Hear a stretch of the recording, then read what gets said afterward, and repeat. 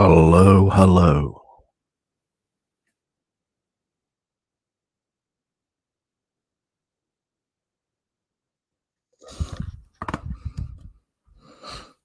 Mm.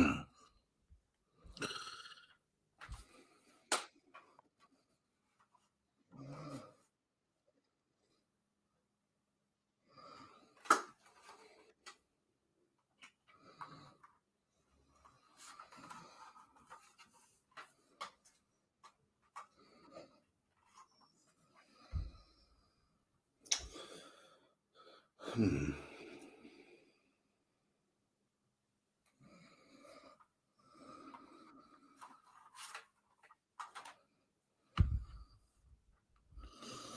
Yeah.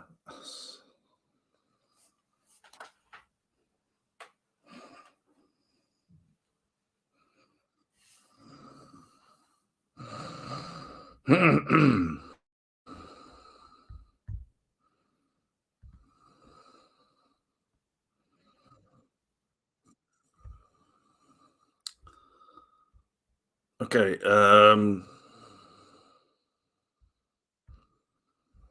Let me just actually say something now. As you can see, this is damn good coffee time. Or I've actually added another part to the name. It's damn good coffee, and then in brackets and pie time, just to try and be a bit more include people who like pie maybe and maybe like it more than coffee, for instance, because I like to be appeal to all bases if possible, not be exclusive. And I certainly don't want to give the impression that this is only a coffee aficionado type of affair, because certainly I'm not that. I'm not someone who wants to go to coffee tasting days or nights or whatever's. And I know that these do occur. There are coffee tasters. Um, and, to put it frankly, I don't have a massively high opinion of that because sometimes the coffee tasting can be more around the sort of notes that the coffee has. Like, for instance, if it's fruity in some way, and that immediately just um, repulses and appalls me. The idea of coffee having notes of blackcurrant or apple or something like this. So it's just no, I don't want to even get involved in anything like that. And frankly, this if I can get away from purely just the coffee focus, then I will. So that's why I'm bringing in the coffee, the pie, I mean, as well. Hello there to Trapped in Plastic. I love it, very cinematic. I presume you are enjoying the lighting, but I put the lighting here and then it's just I have to hold it. Um, I might do that in a little bit when I finished eating. I've just got to eat all of my garmonbozia here, so uh, please stay with me and just give me as many comments as you can, please. Anybody who's watching, because otherwise, I feel like I'm at a loose end right now, and I don't know what I'm going to talk about other than I just, wanted to highlight how I think many people don't appreciate necessarily just how much a, really great protagonist we have in Leland Palmer in Twin Peaks. And a lot of people don't sort of, there's all this talk of like Cooper, Cooper, Cooper, but the reality is that the show is not about specifically that. The show is about Leland Palmer, quite frankly.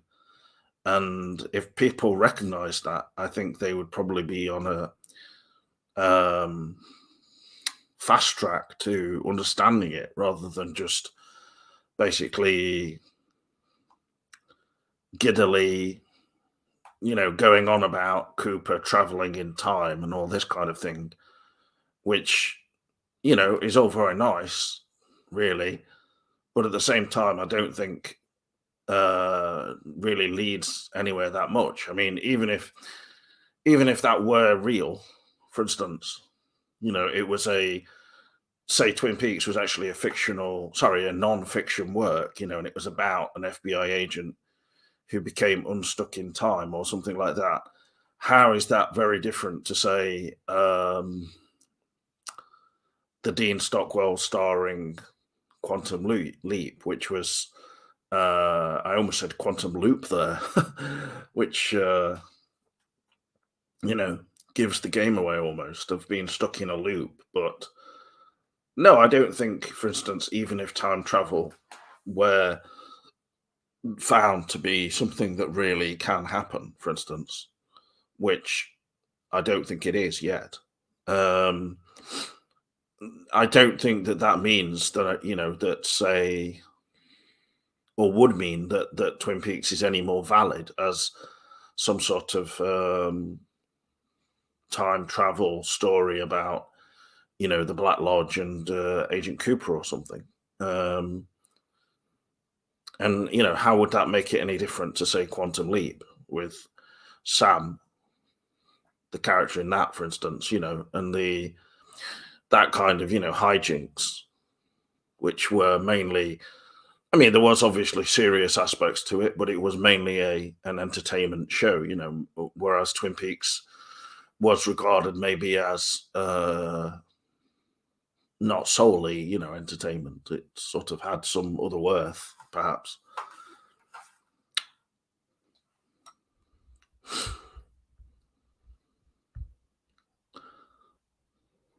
Well, I don't think that it was necessarily, I don't personally view it in quite the same way of it being a terrible decision, but I think it was a decision made on the basis of the fact that they clearly couldn't find a way of bringing Leyland into the story that they had with what was going on in the 18 parts of the Return. So I mean, it's certainly peculiar, but on the other hand, we did have, for instance, I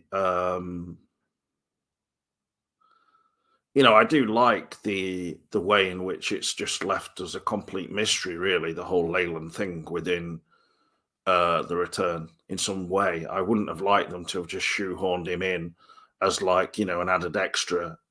Just okay, here's another person from the past. We'll put them in here, and then it kind of just plays off as being awkward in some way, or just seemingly feels forced in some way. Because I think with a character that serious and who we take that seriously, to just put them in there for old time's sake would have nothing that I would have particularly appreciated. But it really would have depended on in terms of what they did with Leyland as a character. So I do think, though, that the thing, between two worlds and the round table discussion as both an actor and in the character for the missing pieces and everything was pretty valuable and something that's not spoken about a lot. But I think a lot of people obviously will have seen it. But I mean, I thought it was pretty excellent, particularly Leyland saying that he didn't do any of those things, and I'd have to watch it again now just to fully remember exactly, but it was pretty much words to that effect. So that's that was surprising for me that Leyland was still basically saying I didn't do it. So I don't know. I think that maybe the level of what we got in that almost could have been something that could have been in the Return, but so that was probably one part of the whole thing. So,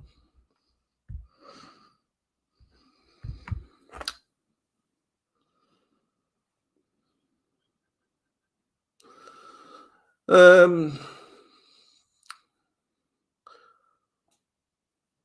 well, yeah, I mean, yeah, precisely. I think really what you're discussing there, the to have um, to have a very serious character within that sort of less than serious plot line in many ways. It would have seemed, if you'd put them two together, for instance, then it would have seemed really awkward, and I'm sure it would have displeased even more fans than just having Freddie in there and everything. But if they were obviously separate plot lines and everything, still it would have ended up causing some degree of awkwardness, and I mean, I think you've got to admit that there's a very intense difficulty in terms of putting Leyland into a storyline in the afterlife as such, and secondly, what is he going to actually be doing, and I think you can't treat something with Leyland as being like comedy material, particularly at this point anyway. I mean, obviously before his character was um deceased, there were comical aspects to his character perhaps, but I don't think it was really played as anything on a par with the sort of comedy we got from Freddie, which was far more just uh silliness and sort of almost pranking Twin Peaks in and of itself, really. Um, which I think obviously displeased some fans who wanted everything to be far more, um, treating Twin Peaks with more high regard. I think there was a lot of almost just shooting the shit with Twin Peaks: The Return. I think there were elements with Freddie which I took seriously. Where he's talking about the Beatles lyrics and things like that. So yeah, I'm quite happy that basically within the context of what we had within um the Return, that we didn't have Leyland just turning up sort of at random within the fireman's palace, just sort of stuck in there in black and white, looking kind of out of place or sort of just layered in with um pretty basic special effects and things like this. It you know it wouldn't have done no harm. I mean, I think it could have been in there, but the absence in itself made itself felt, and so I think that was really the point of it all. But we've got Sarah Palmer after all. As a young girl in um, the scenes out in the desert and all of that. But and that guy there is not presumably supposed to be Leyland, but so yeah, I can't really say that Leyland's absence in the Return is something which particularly bothered me because the scenes that he was in, or where it was in, sorry, yeah, they were sort of so um, left me questioning so much. What's going off here? Why is he saying "Find Laura," for instance? That I kind of didn't really need any more, and it clearly left such an impression on Cooper in those scenes that I just thought, well, fine, Um, I like Twin Peaks: The Return very much for what it is, um, and I'm not sort of one of these people who is views the old Twin Peaks in this kind of sugar coated, or honey coated like my porridge here or Garmonbozia way.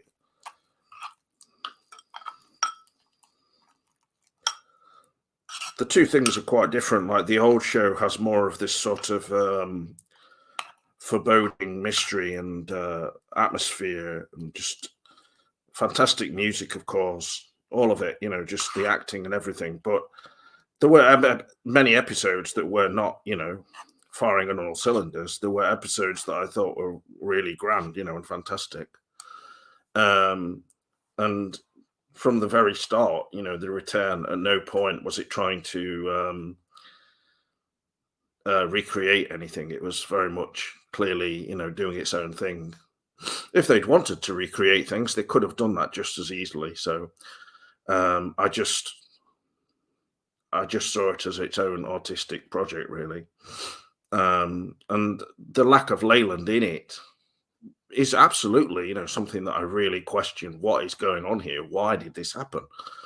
But I can't, in my own true thoughts, think what would Leyland have done in this. That's the thing, because there is the aspect of, I'm comparing the most malevolent aspects of Leyland, for instance, in, say, season 2 or whatever, and more probably in Fire Walk with Me, even, really. Well, there was, in both of those instances, there are strong moments of his, evil side and all of that. But I think, yeah, some of the strongest moments are probably in Fire Walk with Me.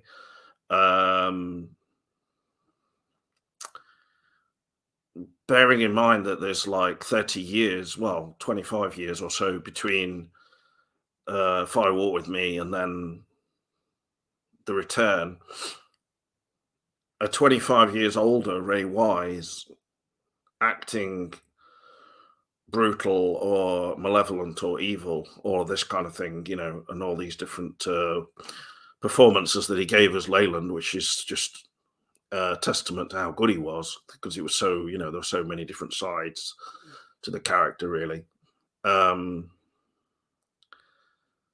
It wouldn't, obviously it just wouldn't have quite pulled. It wouldn't have worked in quite the same way with Ray Wise being older, I think.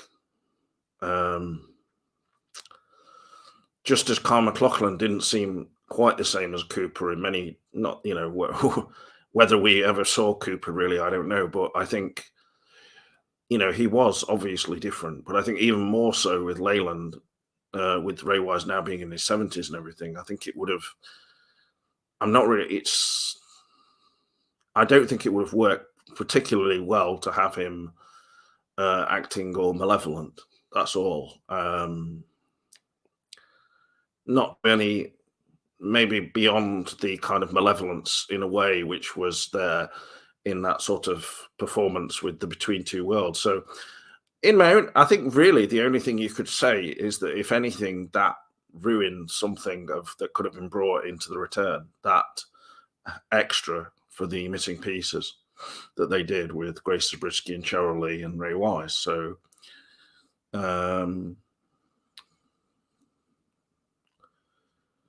there'd be some directors who would probably just done the whole thing again and put that into The Return somehow.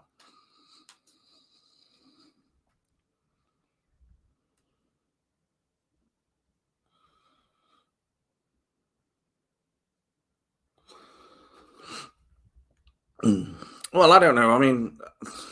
You seem more, your comments seem more like you're just sort of saying, what you don't like about The Return, or you didn't like that there were storylines that didn't really go anywhere specifically. But for me, I don't really care about that personally. I don't know whether maybe it's some shortcoming in me or something, but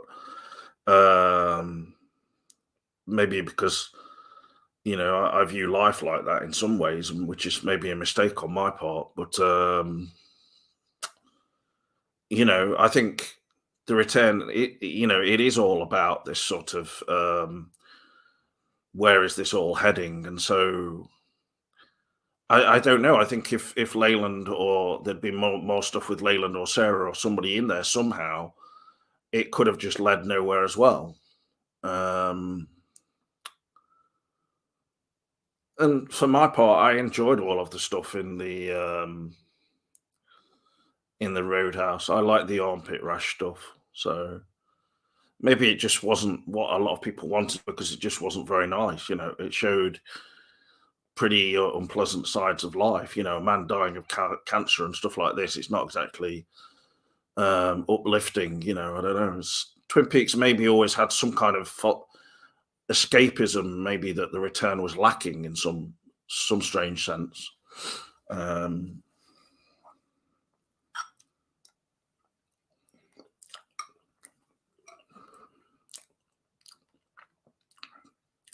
but I think in the original Twin Peaks, there were plenty of storylines which pretty much went nowhere. Really, it's just that it was very much a formatted sort of piece of work within the parameters of ABC television and everything. So they wouldn't really have had a long scenes in the Roadhouse where people were talking about this, that, and the other, I suppose. But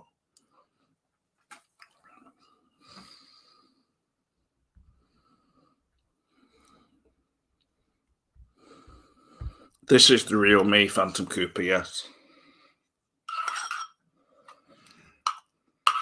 Yeah, I've actually not been feeling very well for this week, and like one of my eardrums is all bunged up. I hate it. So I don't know if this is some kind of performance art to express this problem that I've got at the moment.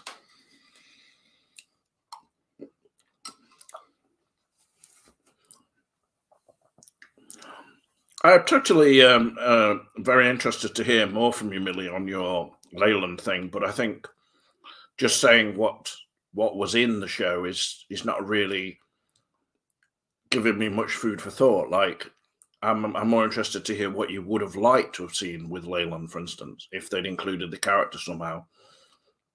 Um, would you have had the character basically come back to life in some different actual role in some way? And if that's the case, then would it have really been Leyland, but just with a different name, essentially? I mean, anything's possible, really, especially within what we had of the return. I think so. But yeah, I mean, I think coupling Freddie with the green glove smashing Leyland in the head or something, that would have been not a very good scene, really. um,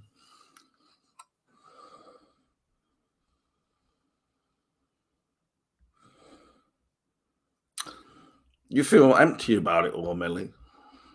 Fair enough.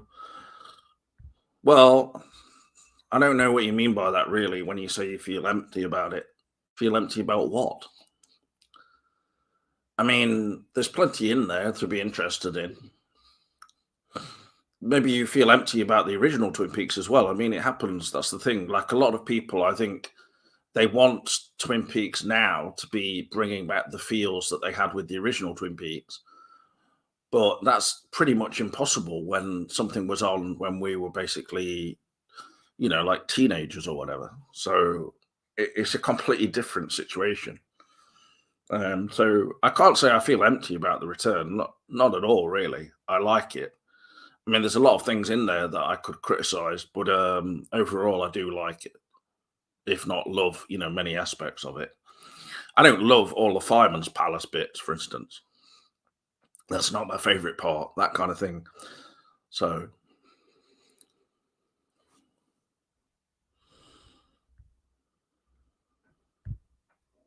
well, where would you have had Millet Sarah's torment go? For instance, this is the thing. Where would you have expected it to have gone? You would have liked the show to have ended with Sarah being taken off, in an ambulance to some ward and being looked after. I mean, frankly, being spared that in a way is sort of maybe kind of a blessing in disguise. Really, you can just imagine what you want. But then again, the thing is, it leaves us open to the idea that maybe her ending wasn't as you know on a downward trajectory as that. It could have been better for her. Um, but to be honest, I just wasn't that invested in Sarah anyway myself. Really, I mean, I was intrigued, but um,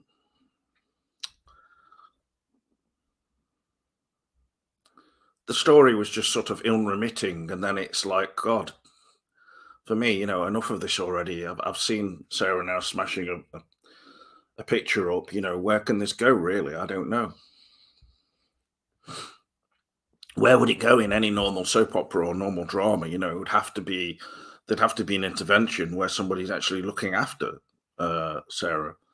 If basically, Hawk came around and intervened and sort of looked after her, and then they became friends somehow even more. I mean, this would be actually quite possibly even moving, but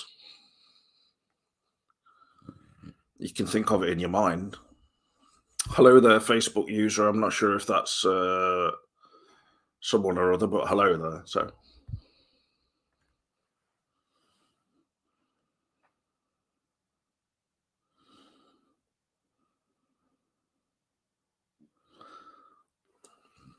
well, yeah, I mean, frankly, if they'd done that, then I would have not been. I would have thought this is ridiculous. Frankly, if they'd done you know, characters still alive who were dead before and things. So, yeah, I wouldn't have been. I would have thought that was really like tacky, frankly. But um, you'd have to de-age Leyland and things. The whole thing of the time travel and everything, I just don't buy it personally. Anyway, in Twin Peaks, it's just an aspect of the whole story where there's something happening that we think is either something to do with the Black Lodge and all that kind of thing, or it's possibly to do with wishful thinking as well. Tall stories, tall tales. So, oh, hi there, Charlotte Nightstar. Good to see you. And can I only say I apologise for my look tonight? It went very wrong. This is not how I normally look on videos. It's just this was supposed to be in tribute to the most handsome man in Twin Peaks, Leland Palmer, and a much beloved character by many people, including Millie, aka Trapped in Plastic. She has a massive poster of Ray Wise on her wall in RoboCop, and then underneath it is she's written in uh, lipstick, "Why was he not in the return? Now I just feel empty."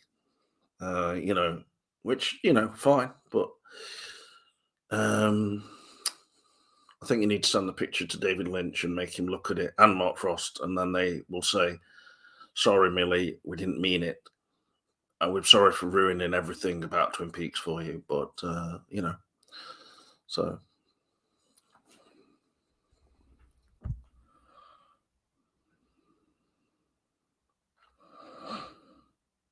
um,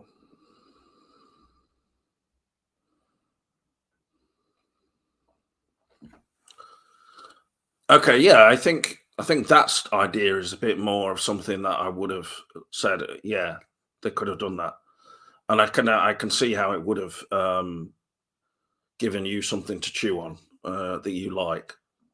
Um, and I mean, if I was in charge, I would have said to Lynch and Frost, "Okay, do that," because it could effectively be the way I would imagine it. Sarah imagining that Leyland was in a kitchen, and then we get her point of view, of seeing him in there and everything. Um, yeah, they could have gone with that and brought in him more into her home. I think that would have worked actually for me, at least. So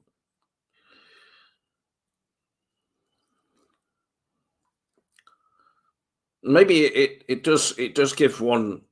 and or as all, something of an impression of the difficulties they had, or maybe the difficulties they put before themselves in filming The Return, where they had everything in a very sort of within these different sets, or in, for instance, the Everett Palmer house owned by Mary Reba, but it didn't leave them open to just sort of last minute changes, like, okay, just bring in Ray Wise. It's not really, because obviously they're filming it in all these different locations. It's not the same as doing a TV show on a set somewhere in Hollywood or wherever, where a lot of obvious Hollywood stars and massive, massive stars like Ray Wise live. So when you think about it from that perspective, it does give me a different perspective. It gives me a different view on the kind of thing that you're suggesting, Millie, and so I can definitely sympathise with your sort of needs and wants. Yeah, I can, and yeah, I think if that had been the case, if they were filming it all on a set, the Palmer House or something, maybe they would have brought in Ray Wise, and they could have done any number of things. When you consider some of the rather strange special effects, and I've often voiced my problems with, for instance, the vortex. I'm not really. That was not my thing. I could understand that it's supposed to look a bit artificial and all this kind of thing, but I was just like, no, no more vortex. I can't stand this. It's just really not my to my taste. But why not have Leyland's face flying? At an angle across the Palmer living room, like that woodsman. Why not?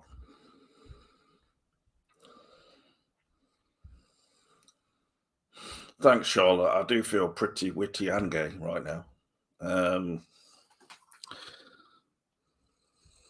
Yeah, okay, we'll rewrite it. I think everybody in a way feels somewhat empty, because it's like 5 years ago now since The Return. I mean, what are you supposed to be feeling like? Unless you put up pictures of the vortex and just stare at it, going, "Oh, this is bloody brilliant." I mean, I have looked back at some of the first episodes recently, and I was thinking, like, on my new TV and with these headphones, especially when one of my ears wasn't blocked, like, just how fantastic it sounded, and visually how interesting everything is. So, but at the same time, it is just bloody unsettling. Twin Peaks: Return. It's like, we've got a woman's head atop Major Briggs's body. This is not, like pleasant, and it's kind of dumbfounding at the same time.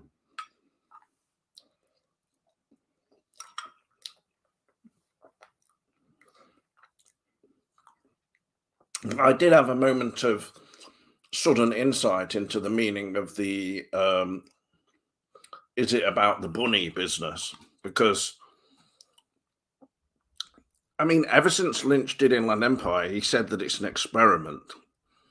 When he was quite depressed in one scene in Poland, and he was sitting in the car saying that he was depressed, he said it's an experiment, so to try and sort of bolster himself or whatever, just speaking aloud. I mean, and the thing with the bunnies is obviously it can refer very specifically to Laura's Easter bunnies.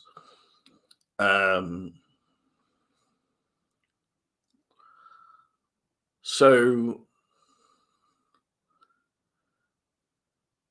it's February.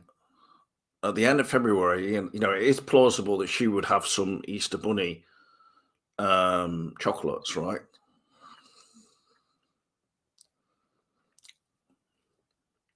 So it's quite, it's a sad thing.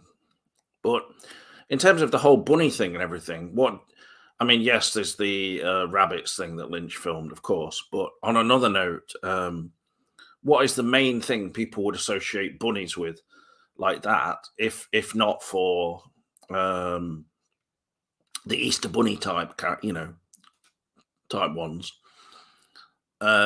With what do we associate them with apart from having them as pets? And when you keep them as a pet, you have to have a cage, I presume, unless you let it just go running around everywhere and tearing the house up. And so again, experiments. We think of bunnies and experiments. So I don't know if there's some sort of that's some kind of reference in some way to everything going on in Twin Peaks: The Return with the because there is, after all, they do actually in the credits call the sort of interdimensional being Judy or the experiment. So, but beyond that, I mean, probably Mandela Man could talk more about all of that. I don't know where Vin has been, Phantom Cooper. I can't really say, other than he's in our chat again on Facebook now, though. I forgot to put him in because I started a new chat just to try and just turn over another carry page, and oh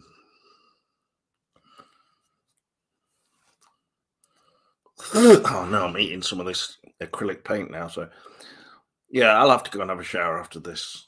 I'm quite surprised to see there's a few people watching now, actually, so thank you.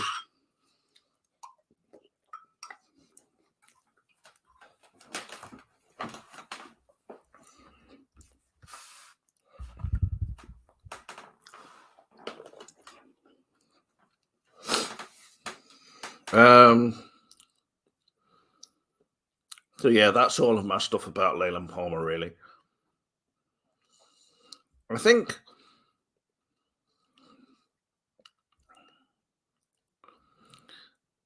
really, actually, in reading some books here and there, for instance, like Scott Ryan's book on Fire Walk with Me,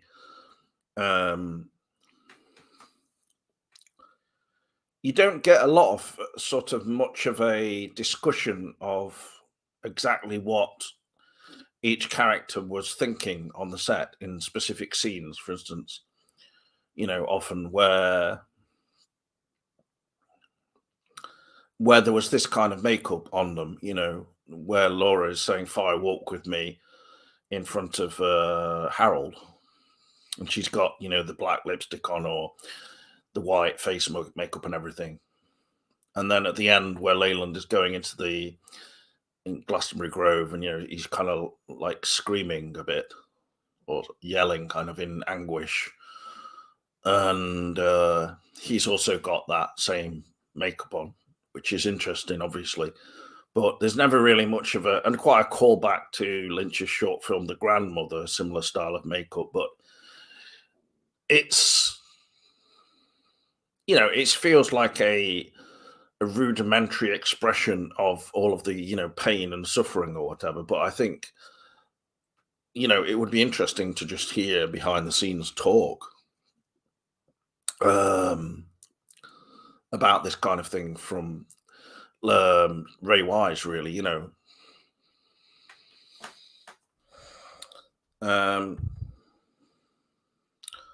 Charlotte, thank you for your questions as well. Charlotte's a newcomer in our chat, and I thank you for being in there with your bringing in Wade as well. I'm forgetting the name. I hope I'm getting the name right.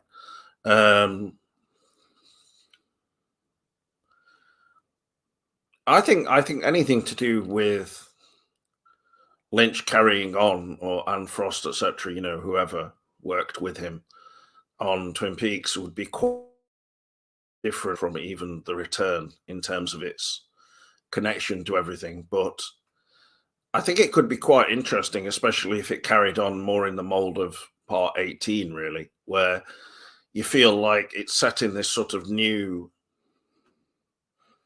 setting, with obviously it's supposed to be Texas and all that, and then it goes back to Twin Peaks at the end. Like, just that as an idea in itself is really a great thing. I think I really enjoy all that kind of thing, but more so even than the whole Las Vegas thing, because we're in Las Vegas for so long, then we just go to Texas and then we're immediately back in Twin Peaks in a unrealistically short time. I think with Lynch and his talk on his videos, which he stopped for a month now, seems to suggest he stopped because he's doing something other than just, you know, painting or something, probably, but I don't know. It's possible. I think his talk constantly of the fun work train and everything um, could be indicative of something. I think that the total, for me at least, this is just a personal thing, really. The total absence of any mention of the train car in the return is definitely intentional. It's not like, oh, we just missed it out by accident, you know. Um, Even in just in the most slight way, you know, a reference to that, it could have been put in there somehow. I mean, after all, they did use, you know, stock footage of the Callahorn Memorial Hospital before we saw. Um, I forgot the name of the character now. The woman who, the one that got beaten up badly by Richard inside her trailer.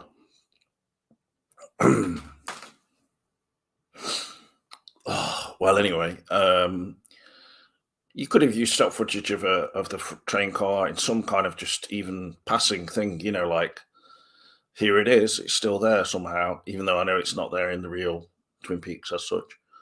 And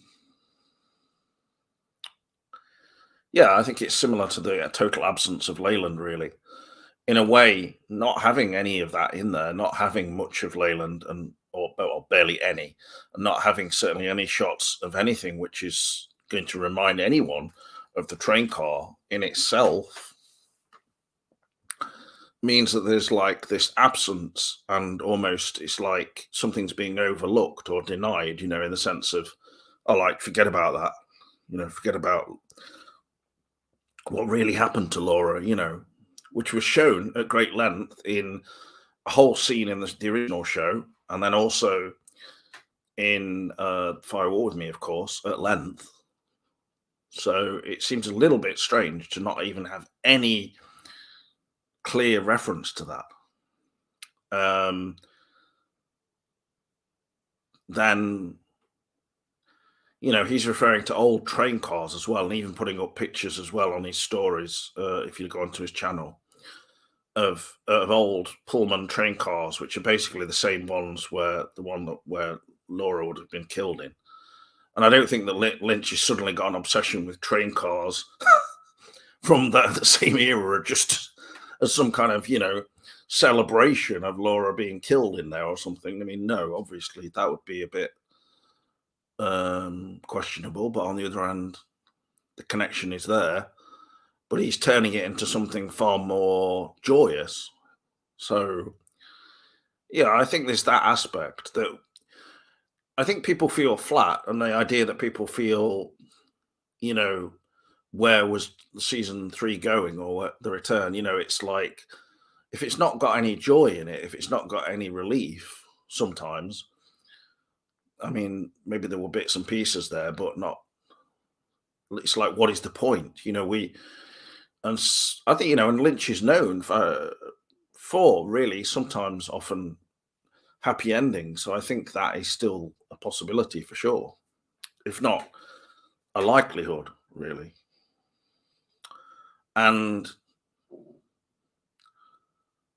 yeah, I mean, I've got to say, I did think it was peculiar, really, to end the show in that way, where it was effectively Carrie screaming, you know, again, and Laura and Cooper sort of like, what's going off here, you know?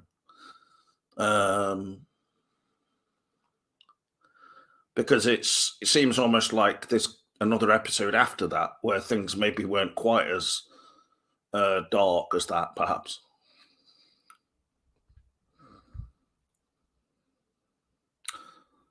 Yeah, white rabbits do must have some many different areas of symbolism, I'm sure, but I don't think everyone is going to be obviously something valid to Twin Peaks, but I don't know. Rabbit holes. Hmm.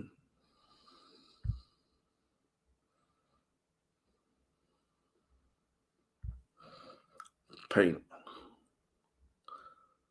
rabbit in the magician's hat. Well, yeah, it's a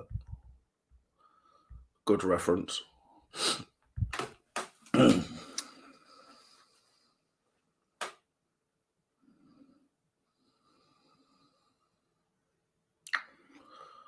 I think the hitting the golf balls is a good one for me because in Fire Walk with Me, they were going to have originally Cooper in the original script before it was Chet Desmond picking up a titleist golf ball in the trailer park, which is presumably somehow fell out of maybe fell out of the golf bag that um, if he was dealing with Teresa and everything, it makes sense. Could have fallen out by accident. It was fallen down somewhere in the trailer park. Yeah, absolutely. You're right, GPM. So, um, anyway, I think I will leave it there now. Short and sweet, but hopefully I'll be back soon and we'll be able to talk about all of this pretty soon. Bye for now and see you in the trees.